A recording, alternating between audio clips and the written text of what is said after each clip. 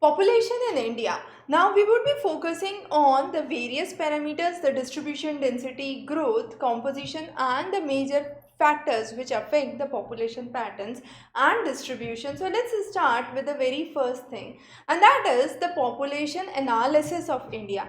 Now if we focus on China, China is a country which is the world's most populous country as of now.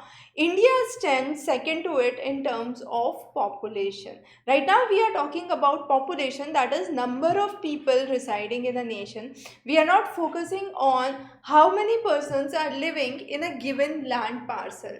So that is what is density. So here if we talk about India, India's population, as we said, is second largest in the world, and if I pool all the population from three of the continents, North America, South America and Australia together, it constitutes the population of India.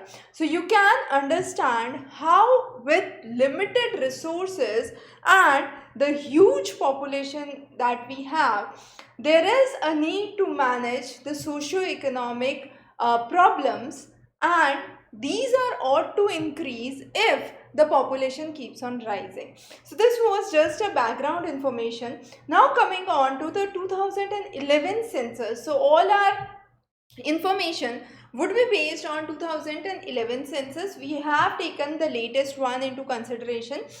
Now, Uttar Pradesh is the state with highest population, followed by Maharashtra and Bihar. And as you can see, the northeastern states in this map and the northern hilly areas of Himalayan belt, Himachal Pradesh, Jammu Kashmir, Uttarakhand, are some of the regions along with the northeast which have the lowest population.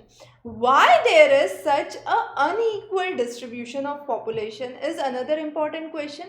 Now, what governs population distribution? Definitely, whether there is agriculture, whether there is industry, whether there is urbanization, all of these factors are the reasons behind the population in certain area or the concentration of population in certain areas.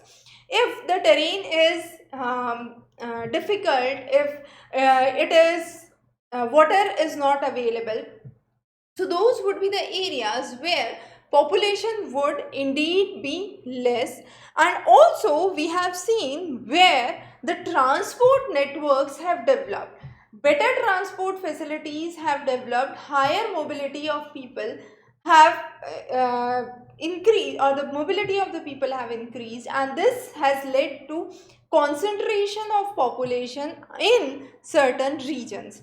Mostly we see urban centers, industrial centers or well-led agricultural sectors are the areas where population is usually higher.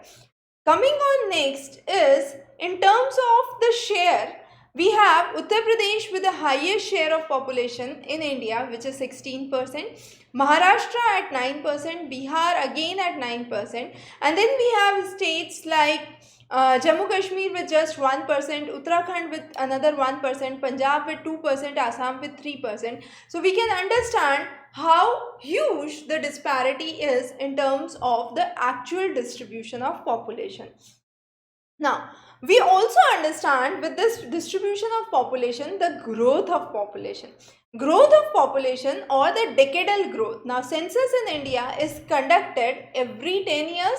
So, 2001 to 2011, we say there is a decadal change. So, 10 years is considered as a decade, and the change in the growth of population in that 10 year would be the decadal growth rate. So population in present minus the population of the base year divided by the population of base year into 100 would give me the decadal growth rate. If I talk about the values from 2001 to 2011, for Dadar and Nagar Haveli, it is 51.7%. Again for Daman and Diu, it's exceptionally high at 41.5%. Nagaland has the lowest one, which is Nagaland's value lies at 1.2%, and Arunachal Pradesh has a decadal growth rate which is very high, which is 29.3%. Now, the growth rate actually tells the number of people that are living in a particular region based on the differences in the time. So what were the population, what was the population that was 10 years back and what is the population 10 years then, is the difference, and that is the decadal growth rate. Now this decadal growth rate of population can be because of two reasons. One is the natural increase, the other is the induced increase. What is the difference? Natural increase is just the difference of the birth rate and the death rate. So what would happen if the birth rate significantly increases or the death rate significantly declines? There would be higher growth rate. However, when I say induced population growth, it is because of what factor? It is because of migration.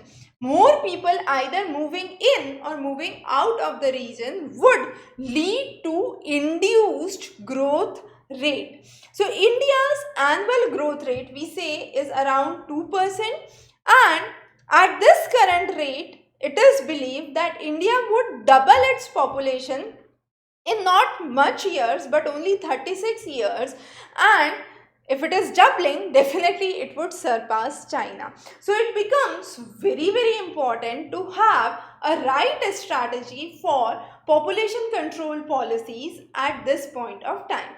If we talk about India's hierarchy, we would say that India can be broadly divided into 4 phases of population growth.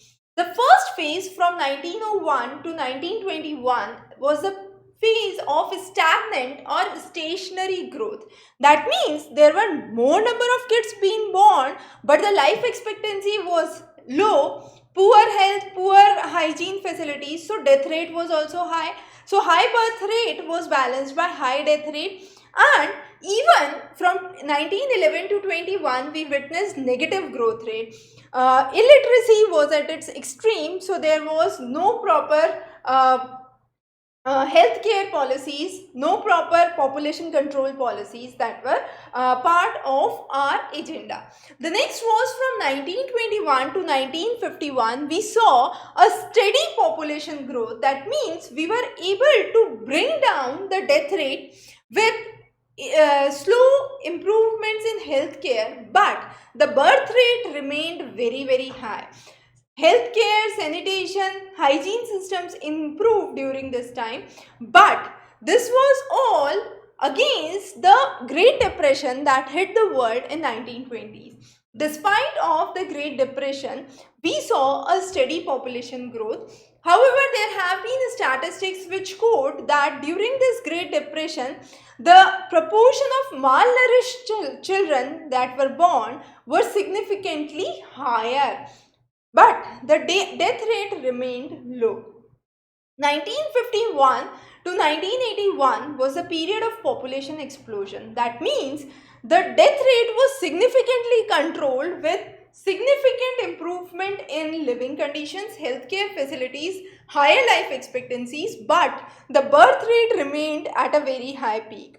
Also, during this time, we witnessed, because of the policy changes, numerous migration of refugees and people moving into India from neighboring nations like Nepal, Bangladesh, Tibet. And therefore, 1951 to 81 is considered as a period of population explosion. Post 1981, we say that population remained high, the growth rate was relatively high, but had a tapering trend. That means with higher education, late marriages, better life qualities, lower birth rate was registered, and therefore the growth rate witnessed a tapering trend.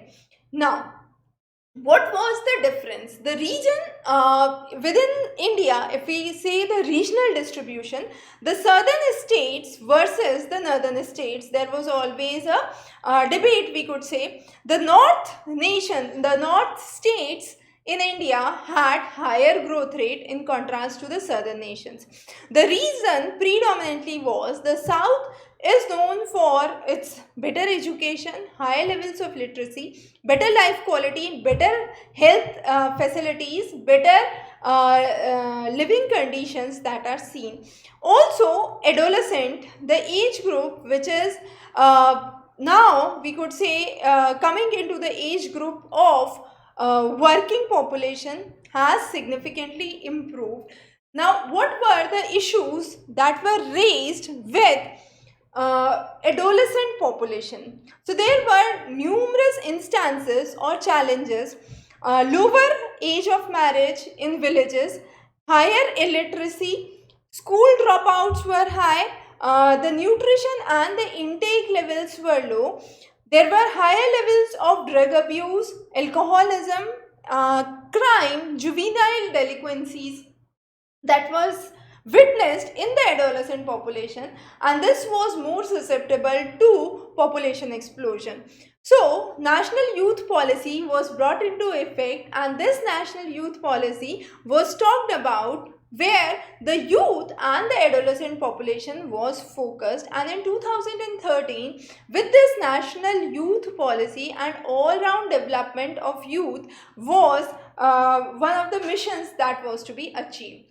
The next is the density of population. Density of population simply means on a given land parcel how many people can live. So let's say I have this 1 square kilometer of land parcel. If there are 3 people living on this, definitely each of them gets ample spaces.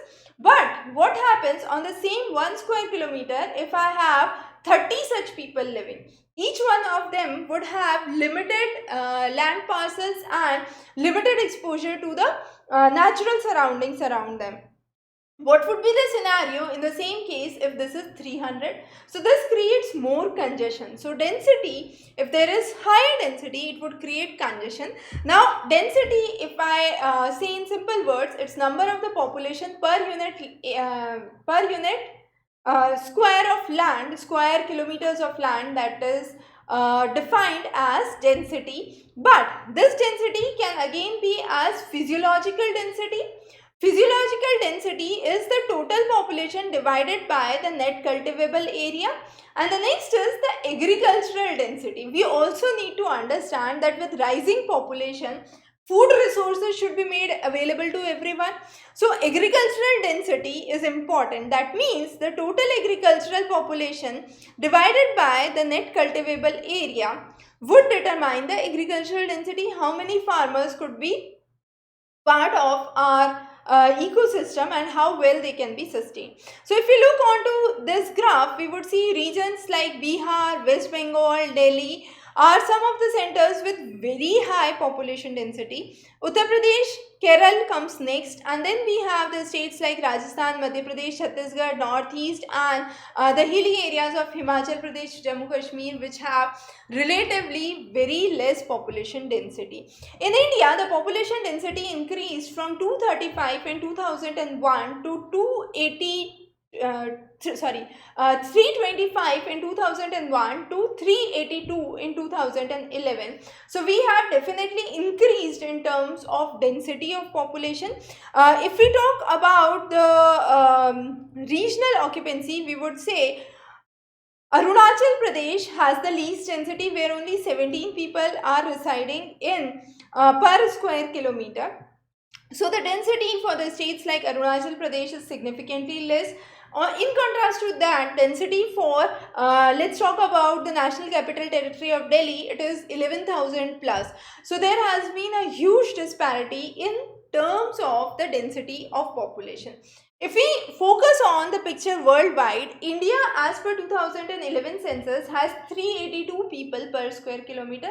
In contrast to this, if we talk about Bangladesh, Bangladesh has 1265 people per square kilometer. Similarly, Taiwan has 670 plus population per square kilometer. So if we focus on to the nations where at least 10 million people are taken into consideration, Bangladesh has 38 times more population density as compared to the country Australia. Now, this is the real picture, and therefore unequal distribution of population has led to limited resource supply and a pressure onto the resources. The next is composition. Now, on what basis can we understand composition? You are correct. So, composition can be understood on numerous parameters. It could be language, religion, urban-rural differences, education, literacy. So, all these are the basis for understanding what is the composition of population. Today, we would start with understanding the very first, which is the rural-urban composition. Now, if we look onto this diagram again, regions of Himachal Pradesh, Bihar, Odisha and Assam have witnessed a significant increase in urban population. However, we have seen regions like Gujarat, Madhya Pradesh, Gujarat, Maharashtra, Karnataka, where the percentage of urban population is further higher. But there has been a trend that has to be witnessed in contrast to the growth in the urban population. So definitely the regions of Gujarat, Maharashtra, Karnataka, where you have most of the industrial centers, factories, workspaces, urban population is ought to be higher as people migrate from the rural areas to these areas in terms of job and opportunity, and therefore these regions definitely have higher percentage of urban population. But the pockets in the pockets in Himachal Pradesh, Bihar, Odisha, Assam also have witnessed a significant rise in urban population. What are the reasons attributed to those? For example, in Himachal Pradesh, Gaddi is one of the areas where most of the pharma industries are localized now. Odisha, Bihar, we have huge mining sites that are being developed. Assam again has numerous SEZs coming up, and development for oil and industries coming up. So all of those are some of the reasons why the urban population in these areas are increasing. Again, villages have been changing. There are certain villages, for example, in the northeast India, we have some villages where less than 200 people live in a village. In contrast to that, there are villages in Maharashtra, Kerala, where more than 17,000, 18,000 people are living in a village. So the definition and the size and the scope also changes. If we look onto our next graph, it talks about the proportion of urban population. Now here, India stands at 31.2%. However, the regions of Delhi, Chandigarh, Lakshadweep, all the union territories, the major union territories, besides with Goa, Mizoram, Tamil Nadu, Kerala, have witnessed a significant increase in the urban population. If we look onto the rural population, the regions of Bihar, Assam, Meghalaya, UP, Arunachal Pradesh have seen a proportional increase in rural population. Now, these could be attributed to higher birth rate in these areas and localized developments that is seen in certain areas. But the fact sheet which has been laid down says that since 1931, India has been progressing significantly in terms of urban population. There has been a significant rural-urban migration, mainly centers like Ludhiana, Jalandhar, then you have Mysore, Bangalore, Coimbatore, Madurai, Ahmedabad, Surat, Delhi, Ghaziabad, Delhi, Noida. So these are some of the common belts that we see have shown higher urban population. However, in contrast to these, we have the desert areas of Rajasthan, the northeast hilly areas, where the urban population has remained low. The degree of urbanization is significantly low. The next is the sex ratio, number of females per 1,000 males. Now, this definition varies from nation to nation. In India, we count number of females per 1,000 males. Now, the sex ratio for India is 943. It was in 2000, it is in 2011, so to 2021 census yet to be released, yet to be conducted as of now. Okay, so 943. However, this has seen a significant increase of 10 points from 933 in 2001. Now, what are the centers where we have a higher proportion and lower proportion? If we talk about states like Kerala, we have 1084 females per 1,000 males. In contrast to this, if we move to regions of Haryana, it is 879 females per 1,000 males. In Chandigarh, it's further worse, 818 females per 1,000 males. So there has been a high gender inequality and disparity that exists. And Beti Bachao, Beti Padhao has been one such initiative that has taken into place in the last few years. Now, talking about the gender ratio in the rural and the urban areas. In the rural areas, the ratio has been further high, where we say on an average India-wide we have 949 females per 1,000 males, in contrast to a urban area where this figure is only 929 per males. Why there has been lower number of female count in urban areas? One of the reasons, as we have understood in our previous lectures, is because of migration. Most of the migration from the rural and the unorganized sector is predominantly male population going to the urban areas, and therefore we see a reduced number of females per thousand males in urban areas in contrast to the rural areas. The next is based on language. We do understand the population composition. So we classify our language families into four head. Austric or Nishida as 1.3%, and this is mainly the Austro-Asiatic, Mon Khmer in the regions of Meghalaya, Nicobar and parts of Odisha and Assam. Dravidian, which constitutes 20%, as South Central and North Dravid, which is mainly the parts of South India. The next is Sino-Tibetan or Kirat, 0.8% in the regions of Tibet, Myanmar and Siam, China, and this is the northeast and the parts of Jammu Kashmir, Himachal Pradesh. Indo-European or Aryan, which constitutes the highest proportion, which is 73%, divided further under three groups as Iranian, Dardic and Indo-Aryan, and this is the mainly the regions of North India and certain parts outside India. If we focus on the linguistic survey of India given by Girgason from 1903 to 1928, we have seen that India is home to nearly 179 languages and 544 dialects. Also, as per Article 344(1), we have witnessed that under the 8th schedule of the Constitution, there are 22 different languages that are acceptable in India, and the currency note is a good idea to understand these languages. The smallest group of population, the language we could say is Kashmiri and Sanskrit, which constitutes less than 0.01% of the total population. The next important is based on religion. Based on religion, the highest proportion is seen for Hinduism, and 28 states have seen Hindu majority. Muslims at one of the largest minority groups, where two states have exceptional majority. Then we have Christians at 2%, Sikh at 1%, and Buddhism, Jainism, other religions and Jews less than 1%.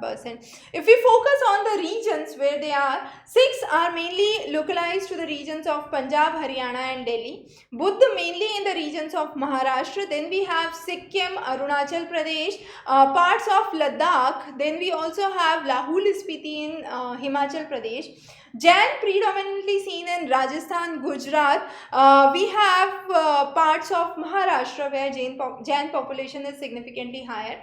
Christians seen in the states of Goa, Kerala, Meghalaya, Nagaland, Mizoram, the northeast. Then in the center India we have Chota Nagpur Plateau, Manipur as the regions where Christian population is higher.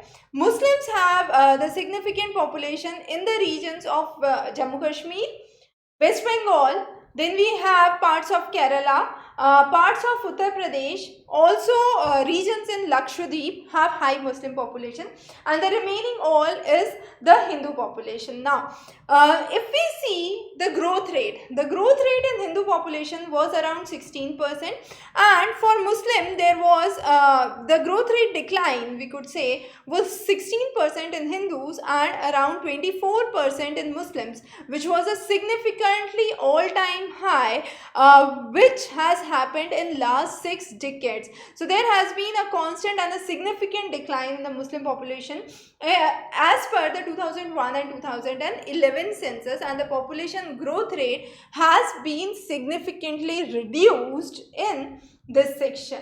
The next is the working population. As per India's working population, we classify working population as workers and non-workers. Workers can be main workers or marginal workers. Main workers are those who have more than 183 days of employment per year, and marginal workers are those who have less than 183 days of employment. Now, the percentage of workers in the states like Himachal Pradesh, Sikkim, Andhra Pradesh, we have seen there are larger percentage of workers workers. Also, male workers are higher in secondary and tertiary sector. Primary sector has higher female workforce. 2001 census based on the occupational structure classify people into 4 categories. Those are cultivators, agricultural laborers, then we have household industrial workers and other services. So together the cultivators and agricultural laborers constitute around 58.2% of the population. Household industrial population constitutes 4.2% of the population, and others constitute 37.6% of the population. So that is the population distribution that we need to understand. The participation rate and the workers' participation is essential. Also, with limited farm availability, we have seen significant population moving to secondary and tertiary sectors for job and employment. So this was about a general introduction on population and distribution and growth and composition of population. We would be covering further chapters of NCERT class 12 geography. So stay tuned, have a wonderful day ahead, and do let us know if you have any questions and any queries. Feel free to raise those in the comment section. We would be more than happy to answer all your doubts. Have a wonderful day ahead.